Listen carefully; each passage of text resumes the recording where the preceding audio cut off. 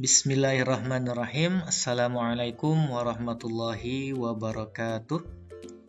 Bertemu lagi di channel saya, Fuad Hidayat. Kali ini kita akan membahas tentang bocoran, tanda kutip ya, soal dan pembahasan bidang matematika MISD tingkat kabupaten kota untuk kompetisi Sains Madrasah KSM tahun 2022.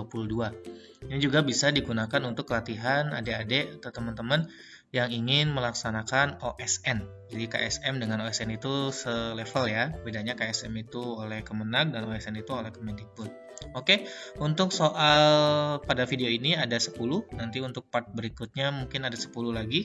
Jadi silahkan untuk yang belum subscribe, silahkan klik tombol subscribe dan klik tombol loncengnya untuk mendapatkan notifikasi video terbaru dari kami. Terima kasih.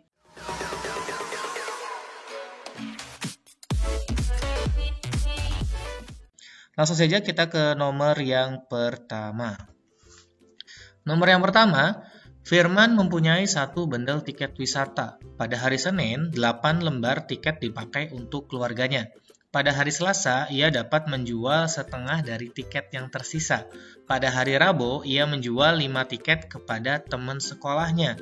Dan 2 lembar tiket terakhir dihadiahkan kepada 2 gurunya. Banyaknya tiket wisata yang ada dalam 1 bendel milik Firman adalah A. 20, B. 22, C. 24, D. 26. Oke, untuk soal seperti ini, kita akan mulai dari permisalan. Oke, kita misalkan dulu. Tadi disebutkan bahwa Firman itu punya 1 bendel tiket wisata. Berapa sih 1 bendelnya itu? Berapa tiket? Kita nggak tahu ya. Maka kita misalkan 1 bendel tiket, kita misalkan dengan apa? Karena ini tingkat SD, mungkin misalkannya itu dengan bentuk yang nyata gitu ya. Saya misalkan dengan kotak aja. Oke, jadi ini anggap ini misal 1 bendel tiket, 1 kotak. Isinya ada berapa nggak tahu, ada di dalamnya ini. Maka akan kita bongkar nanti ya, seperti itu. Nanti kalau sudah masuk SMP atau bahkan SMA nanti ya, sudah ini dalam bentuk aljabar nantinya, X, Y, dan seterusnya. Pada hari Senin, 8 lembar tiket dipakai untuk keluarganya. Oke, karena di ujungnya nanti adalah kita akan bahas tentang sisa tiket yang dimiliki oleh Firman, maka kita harus tahu dulu konsepnya. Sisa itu adalah dalam hal ini tiket yang tersedia dikurangi tiket yang digunakan, seperti itu ya. Mudah-mudahan bisa dipahami. Maka informasi yang pertama, kita cari sisa tiket di hari yang pertama, yaitu hari Senin. Sisa tiket di hari Senin. Kita baca lagi soalnya. Pada hari Senin, 8 lembar telah dipakai keluarga. Jadi sisanya berapa? Yang tersedia itu kan awalnya kotak, 1 bendel. Gitu ya. Dikurangi sama hari Senin dipakainya berapa? 8. Jadi ini tiket yang tersisa di hari Senin. Mudah-mudahan bisa dipahami.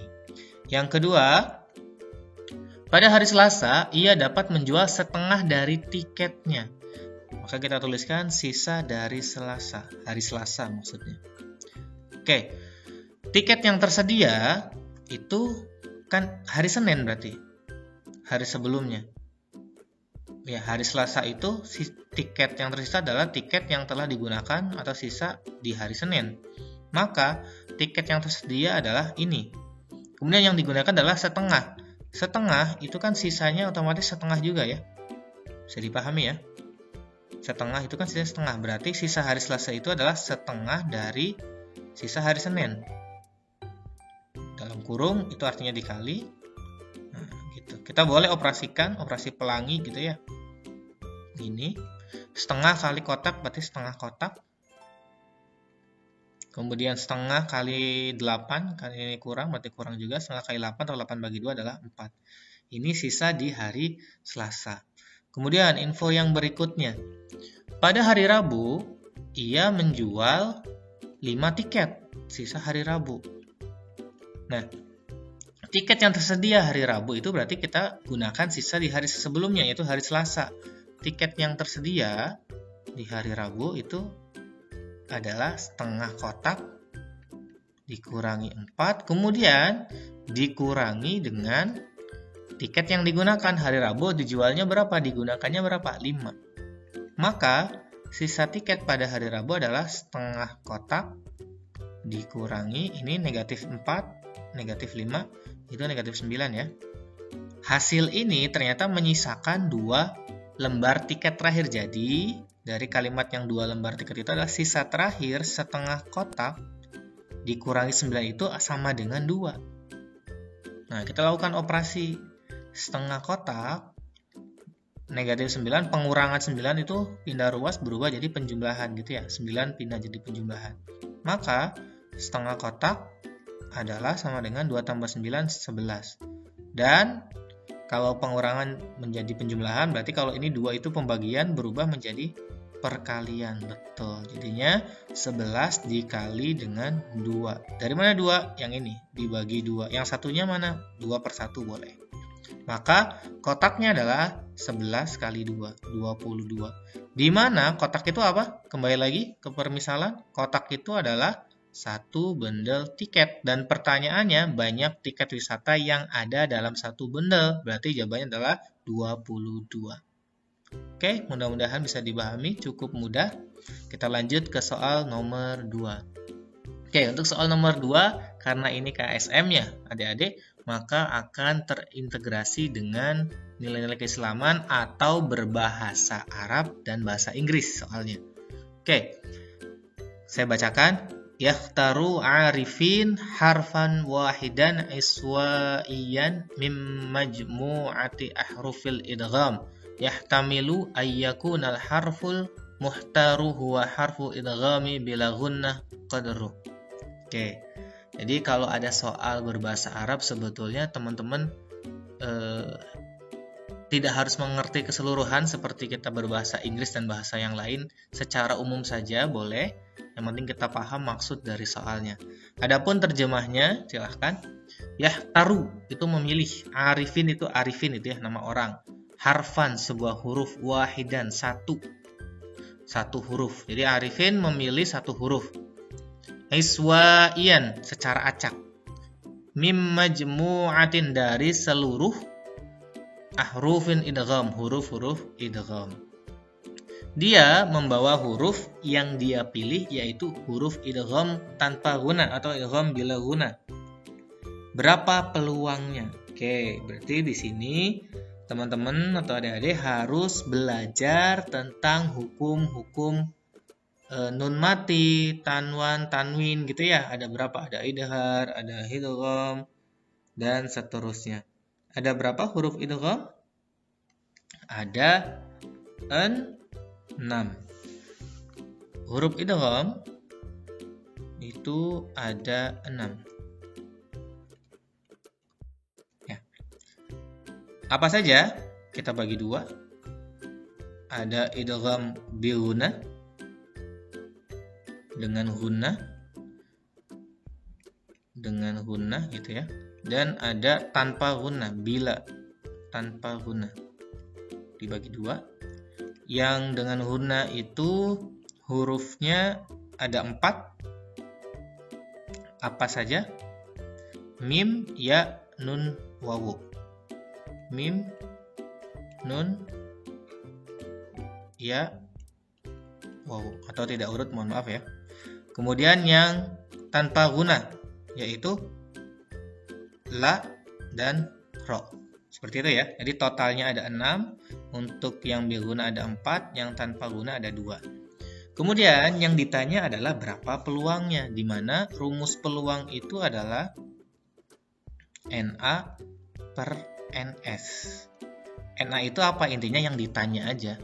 NA itu adalah pertanyaan yang ditanya. Kalau NS itu soal. Maksudnya gimana? Tanya huruf idgham tanpa guna berapa yang diambil? Berarti idgham tanpa guna ada berapa huruf? 2.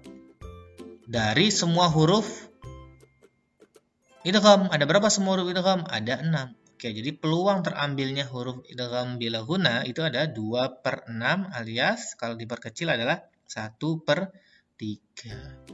Oke, mudah-mudahan bisa dipahami. Jadi jawabannya adalah B. Jadi PR di soal ini adalah teman-teman harus menggali lagi huruf-huruf hukum tajwid ya. Oke, silahkan dibuat rangkumannya. Oke, untuk soal nomor 3, perhatikan 3 pola bilangan berikut. Yang pertama ada 10, 15, 21, 28, 36, 45. Pola yang kedua 9, 12, 15, 18, 21, 24. Yang ketiga ada 3, 11, 3, 16, 3, 21. Dari 3 pola di atas yang mungkin menjadi 6 suku berikutnya, dari suatu pola bilangan yang 3 suku pertamanya adalah 1, 3, dan 6 adalah. Oke, jadi maksudnya seperti ini. Disediakan pola bilangan 3. Kemudian soalnya adalah pola bilangan yang tepat untuk melanjutkan 3 suku pertama dari 1, 3, 6. Jadi mana yang mungkin? Apakah yang pertama? Apakah yang kedua? Apakah yang ketiga?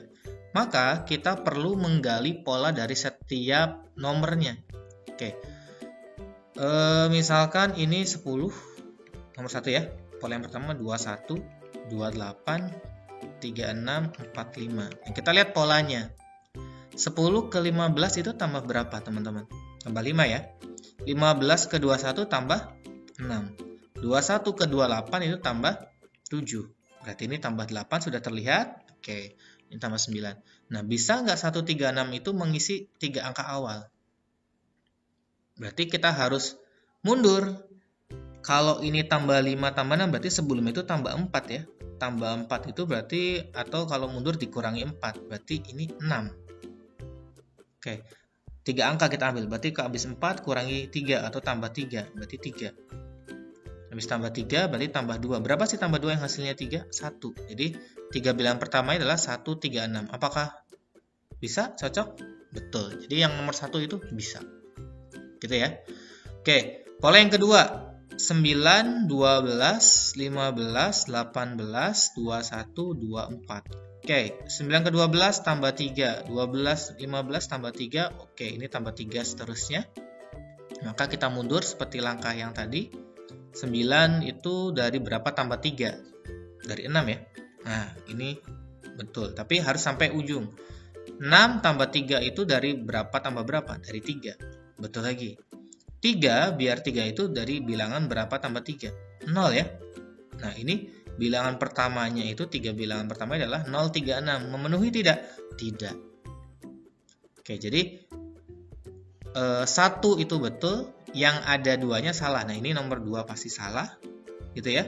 Nomor C itu pasti salah. Kenapa? Karena ada 2-nya. Yang D juga pasti salah. Jadi jawabannya pasti yang B. Cuman kita akan melihat, betul nggak sih kalau yang nomor 3 juga betul ya? 3, 11, 3, 16, 3, 21. Nah, kalau pola seperti ini seperti apa? Kita sudah terlihat itu nampak. Kita nggak bisa seperti nomor 1 dan 2, poin 1 dan 2, yang langsung gitu ya. Kita nampaknya hanya loncat seperti ini. 3 ke 3 gitu ya. Loncat 1 angka tuh gitu. Jadi yang 11 itu ke 16, ini tambah 5. 16 itu ke 21, tambah 5 juga kan. Maka mundur, 11 itu akan berada di angka di sini. 11 itu dari berapa tambah 5? Dari 6. Maka angka sebelumnya itu dari 3. Karena ini 3 tetap, maka ini 3 lagi. Oke, 6 mundur lagi. 6 itu dari berapa tambah 5 sih? Dari 1 tambah 5. Maka 3 bilangan pertama adalah 1, 3, 6. Sama? Oke, sama. Jadi yang memenuhi adalah tepat ya. 1 dan 3, jawabannya B. Jadi mudah-mudahan bisa dipahami. Ini juga nanti ada di masuk perguruan tinggi biasanya suka ada ini juga. Pola bilangan namanya. Oke, semangat teman-teman. Kita lanjut ke soal nomor 4. Ukuran sisi suatu segitiga masing-masing merupakan bilangan yang menyatakan nomor urutan surat yang memuat tepat 3 ayat dalam Al-Quran. Oke, keliling segitiga tersebut adalah, jadi kita harus tahu dulu apa sih surat yang mengandung 3 ayat. Nah, jadi catatan juga tadi yang nomor berapa tadi ya, harus memahami hukum tajwid. Kalau yang ini berarti harus memahami jumlah ayat tiap surat dalam Al-Quran. Oke. Jadi untuk soal yang ini, surah yang memuat tepat 3 ayat dalam Al-Quran adalah siapa? Surat yang ada 3 ayat. Surat Al-Kautsar. Nah, surat Al-Kautsar itu terdapat 3 ayat, tapi di sini bilangannya adalah yang menyatakan nomor urut surat. Jadi Al-Kautsar itu urutan keberapa dalam Al-Quran? Adalah urutan ke 108. Ya. Ukuran sisi suatu segitiga, berarti ada segitiga gitu sembarang. Masing-masing merupakan bilangan yang menyatakan nomor urut surat yang memuat tepat 3 ayat dalam Al-Quran. Karena ini cuma satu surat yang memuat 3 ayat, maka semuanya sama, 108, 108, 108. Maka kelilingnya adalah jumlah dari semua sisi. Ya, dalam segitiga itu seperti itu. Atau 3 kali sisi kalau sama sisi. Maka 108 kali 3. Maka jawabannya adalah 324. Oke. Untuk di opsinya ini saya dapatkan dari soal KSM tahun 2021. Di sini tidak ada jawaban 324. Namun saya menduga ini jawabannya adalah B. Gitu ya. Kenapa bisa B? Kenapa? Kan ini kan bonus, tidak ada jawabannya. Tapi mustahil ya. Di sistem lomba yang berbasis komputer itu ada bonus itu mustahil karena memang sudah diinput jawabannya, apakah itu A, B, C atau D. Logikanya seperti ini. Karena ini sebuah segitiga ya, dan keliling segitiga itu adalah 3 kali sisi, maka pasti hasilnya itu adalah kelipatan dari 3. Betul ya? Jadi mana pilihan ganda yang kelipatan 3 yang bisa bagi 3? Ini bisa nggak bagi 3? Nggak bisa. Ini bisa nggak bagi 3? Nggak bisa. Ini bisa nggak bagi 3? Nggak bisa. Yang kelipatan 3 itu hanya soal atau jawaban yang option B. Maka kalau 324 itu tidak ada, kita cari yang mendekatinya bukan berdasarkan angka yang dekat gitu ya. Kalau di sini di PG-nya ada 323 itu yang paling dekat 323 atau 325. Tapi yang mendekati adalah secara logika. Jadi kita harus menggunakan logika ketika soal olimpiade itu tidak memuat jawaban yang tepat. Mudah-mudahan dipahami, jadi jawabannya adalah 324. Itu saya tulis di sini E 324. Oke. Kita lanjut ya ke nomor 5. Oke. Nomor 5 soalnya berbahasa Inggris. Nikmah langsung ininya aja. Translate-nya saja, takut salah dalam pengucapan. Nikmah menulis 4 digit natural number, itu bilangan bulat atau bilangan asli gitu ya. Hanya menggunakan 1 dan 2. Oke, jadi isinya 1 atau 2. Nomor yang mungkin didapat dari Nikmah tadi adalah, jadi ininya gini lah. Dia nulis ada 4 digit. Nah, kita bikin 4 digit. Isinya itu antara 1 atau 2 atau dua-duanya. Jadi kita bikin semua kemungkinannya. Oke, kemungkinan yang pertama itu kan angka 1 semua boleh ya. 1, 1, 1, 1. Kemungkinan yang kedua 2, 2, 2, 2 boleh. Kemungkinan yang ketiga seperti apa? 2-nya 1 boleh? Gitu ya. Nah, yang ini kita olah nih. 2-nya geser bisa. Kemudian yang kelima 2-nya geser lagi ke depan boleh. Yang keenam 2-nya geser lagi boleh.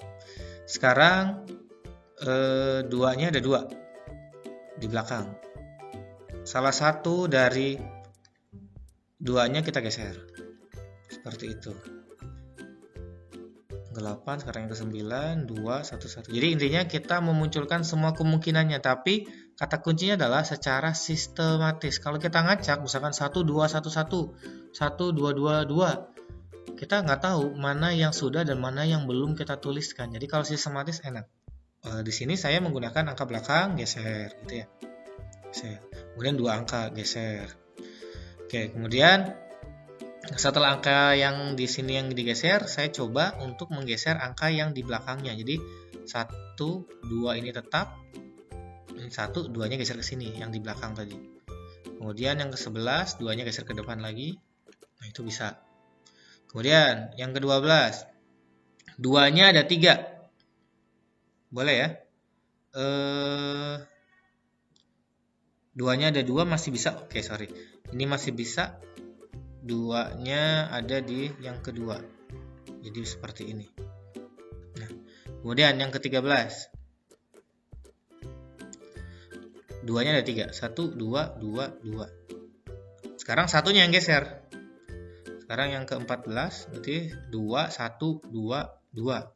Kemudian yang ke-15 2, 2, 1, 2. Kemudian yang ke-16 2, 2, 2, 1. Oke, jadi totalnya itu ada 16. Jadi intinya kita sebutkan semua kemungkinannya secara manual, kemungkinan secara sistematis, nanti kita akan mendapatkan total dari kemungkinan yang ada. Untuk soal seperti ini sebetulnya ada caranya, itu menggunakan teori di kelas 12 SMA ya, ada namanya faktorial. Nanti mungkin adik-adik bisa dipelajari tentang permutasi ya, permutasi angka berulang. Oke, kita lanjut ke soal nomor 6. Raihan sedang melakukan ibadah tawaf secara konsisten. Nah, ini juga terintegrasi agama. Di lintasan yang berjarak 25 meter dari pusat Ka'bah, jika Raihan melakukan tawaf dengan kecepatan 5,5 km per jam, maka tawafnya akan selesai dalam waktu menit. Yang perlu kita perhatikan adalah, yang pertama adalah satuan. Kita harus peka terhadap satuan yang ada dalam soal, baik itu matematika atau IPA gitu ya. Di sini 25 meter, tapi kecepatannya kilometer. Kecepatannya jam, yang ingin ditanyakan adalah menit, jadi itu harus peka. Oke, yang pertama kita merubah dulu satuannya. Jadi kita harus mengerti tentang satuan panjang. Nah, ini tipsnya. Satuan panjang itu diawali dengan apa? KM. Kucing hitam gitu ya. Dalam mobil desi centil mondar-mandir. Oke, saya ulangi. Kucing untuk menghafal, hitam dalam mobil desi centil mondar-mandir. Oke. Kucing itu KM. Hitam HM. Dalam dam. Mobil M. Desi desimeter DM. Centil sentimeter. Mondar-mandir itu mm atau milimeter. Oke.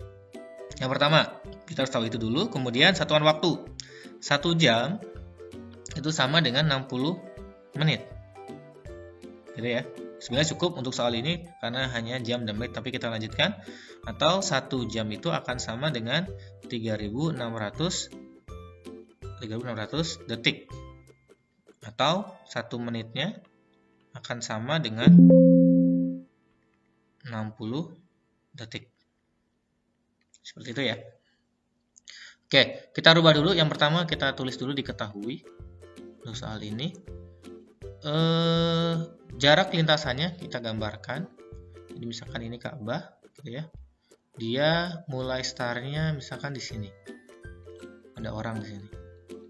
Ingin tawaf. Tawafnya itu jaraknya dari pusat Ka'bah itu 25 meter. Terus dia konsisten lintasannya, berarti kalau tawaf itu muter ya. Teman-teman yang belum tahu tawaf itu apa, jadi tawaf itu salah satu rukun di ibadah haji.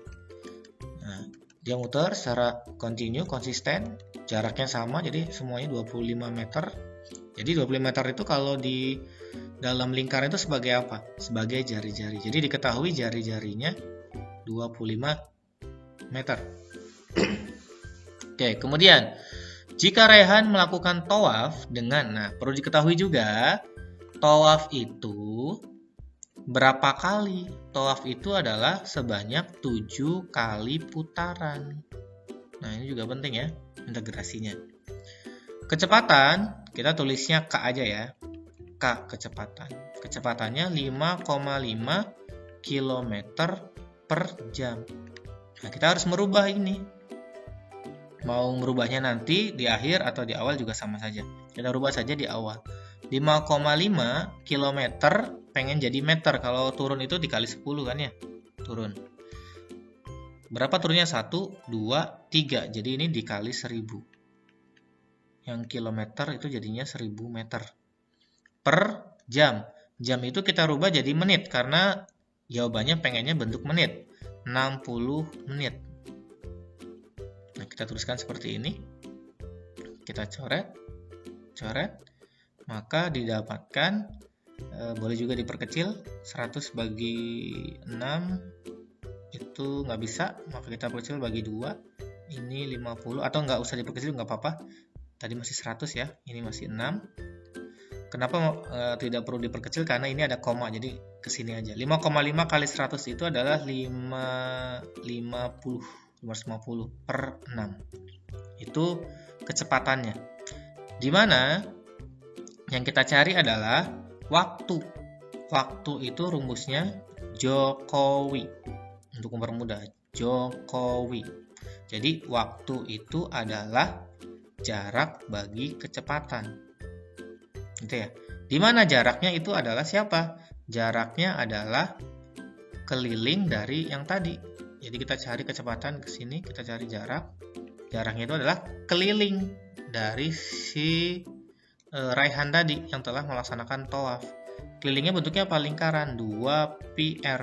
Jangan lupa dikali 7. Karena ada 7 di sini, maka pi-nya kita gunakan 22 per 7 gitu ya. Dikali jari-jarinya 25 kali 7, jangan lupa. Coret.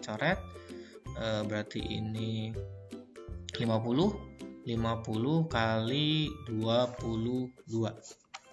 50 kali 22. Berapa teman-teman? Ya, betul ya. Jadi kelilingnya atau jarak tempuhnya adalah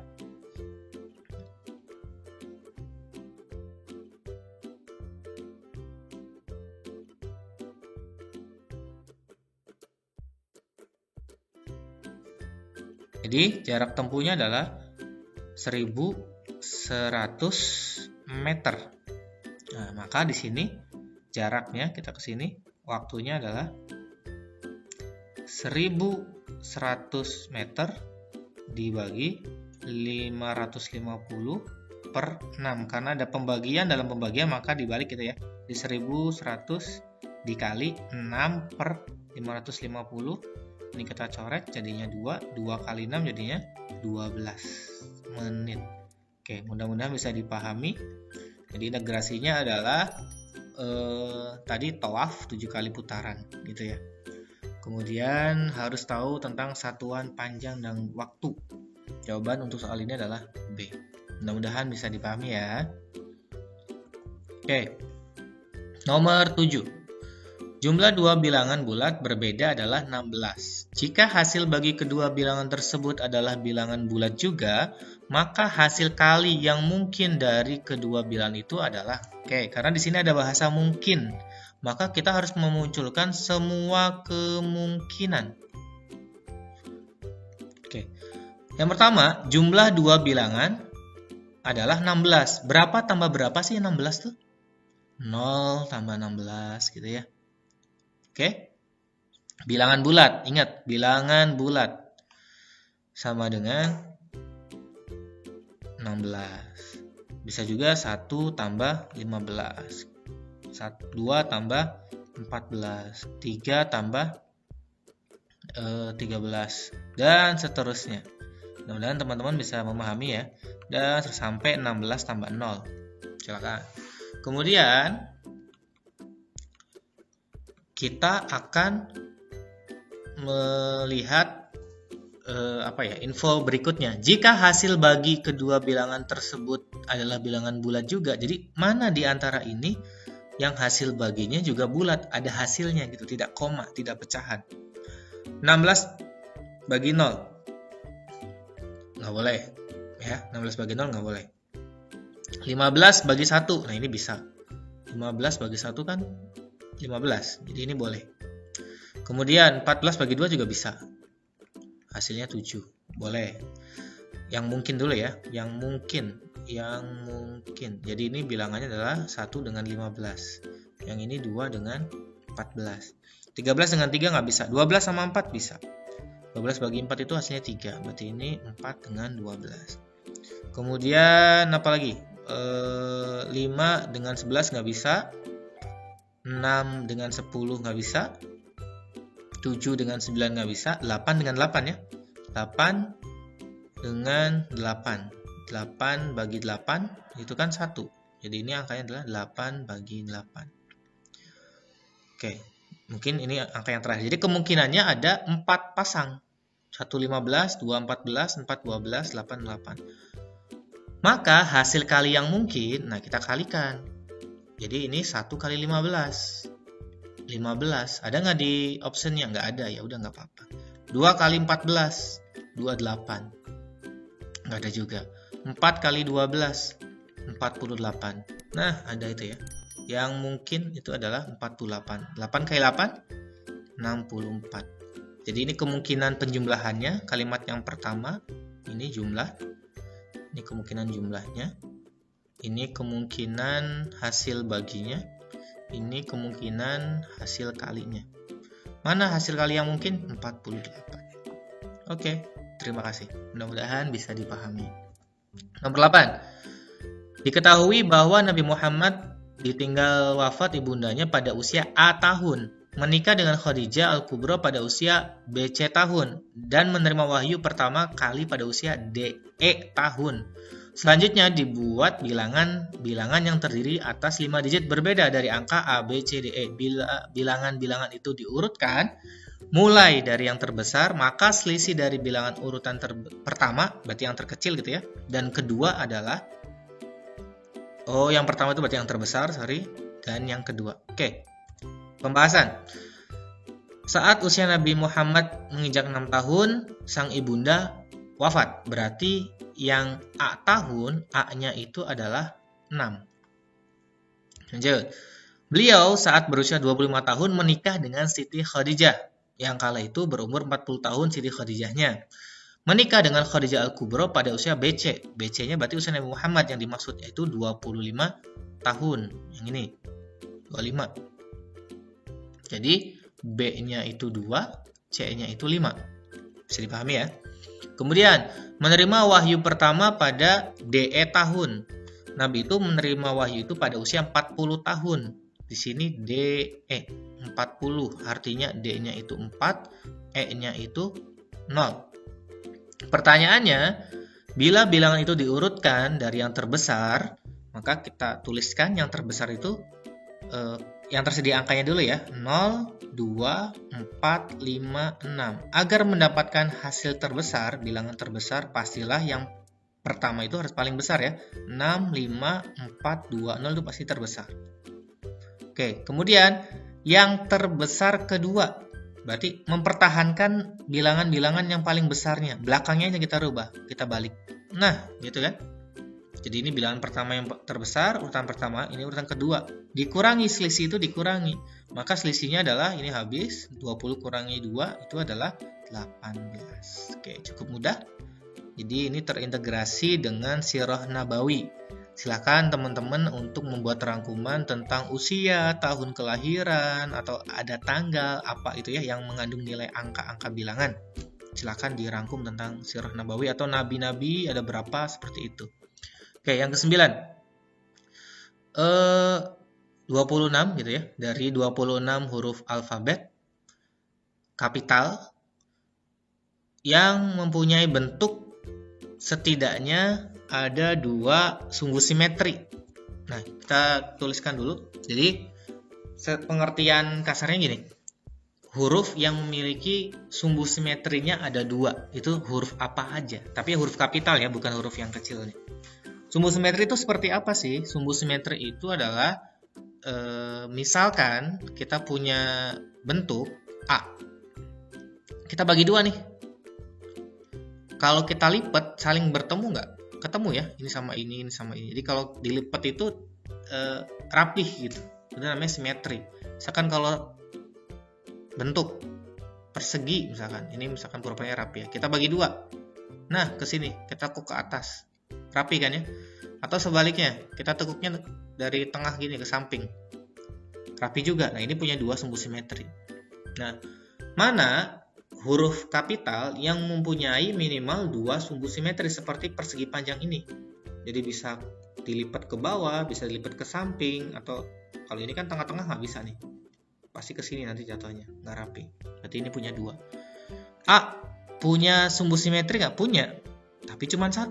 Kalau dibagi ke sini nggak bisa. Paham ya? Kan kalau dilipat ke samping bisa, tapi kalau lipat ke atas ke bawah nggak bisa. Oke, jadi mana yang punya 2 sumbu simetri? B, enggak. C, enggak. D punya 1, hanya ke samping aja, enggak 2. E juga sama, hanya ke atas bawah. Maksudnya ya, F apalagi nggak punya, G nggak punya. Nah, ini H. H bisa nggak sih kalau kita lipat ke samping, kita bagi 2 gini, kita lipat? Bisa ya? Atau bisa juga lipatnya ke atas. Bisa, jadi ini H termasuk. Kemudian I. Kalau kita bagi 2 dari samping, atas bawah maksudnya, ke atas bisa. Atau bagi 2-nya gini, bisa juga. Jadi I juga bisa. Jadi H, I bisa, J nggak bisa, K hanya 1, atas bawah lipatnya, L nggak bisa, M hanya 1, hanya ke kanan ke kiri, N nggak bisa, O. Nah, O itu dari manapun bisa. Sini lipat bisa.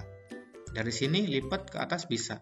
Mau miring, kelipat ke sini juga bisa. Jadi ini O itu banyak. Karena yang diminta hanya 2, minimal 2. Jadi O itu termasuk ya, lebih bahkan. Oke, P nggak bisa. Q nggak bisa, R nggak bisa, S nggak bisa, T bisa tapi cuma 1. U juga sama, cuma 1. V juga cuma 1. W juga cuma 1. X. Nah, ini X. Bisa nggak kalau lipat di sini ke atas? Bisa. Kalau lipat tengah-tengah kanan kiri, bisa nggak? Bisa. Jadi X juga bisa ya. Y itu hanya 1. Kalau ke sini nggak bisa. Z juga nggak bisa. Jadi ada berapa huruf yang memiliki setidaknya 2 sumbu simetri? Ada 4, yaitu H, I, O, dan X. Jawabannya ada 4. Oke, selanjutnya nomor 10 untuk soal terakhir di part yang pertama. Seekor sapi kurban grade A dengan berat 2,5 kuintal di kota A seharga 98.000 per kilogramnya. Sedangkan seekor sapi kurban dengan grade yang sama di kota B seharga 91.000 per kilogramnya. Beberapa warga di kota A dan kota B melakukan patungan untuk membeli sapi kurban. Selisih uang kurban seekor sapi per orang yang dikeluarkan oleh warga kota A dan kota B adalah, ini terintegrasi agama ya, masalah kurban. Yang pertama yang perlu teman-teman atau adik-adik ketahui adalah 1 ekor sapi itu untuk 7 orang. Jadi yang patungan dalam hal ini adalah untuk seekor sapinya adalah 7 orang. Kalau kambing, 1 kambing itu 1 orang dalam kurban. Jadi kalau teman-teman ingin berkurban, sapi itu bisa untuk 7 orang niatnya gitu ya, untuk 7 orang. Bisa untuk suami istri, anaknya, kakaknya, adiknya gitu. Kalau kambing 1 orang.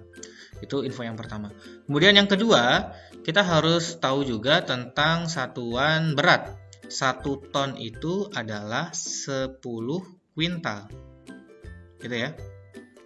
Kemudian 1 ton itu adalah 1000 kilo. Jadi 1 kuintal itu adalah 100 kilo. Nah, itu yang perlu diketahui. 2 hal itu untuk soal yang nomor 10. Yang pertama, untuk kurban yang di kota A. Harganya 98.000 per kilo, sedangkan berat dari sapinya adalah 2,5 kuintal atau 250 kilo gitu ya.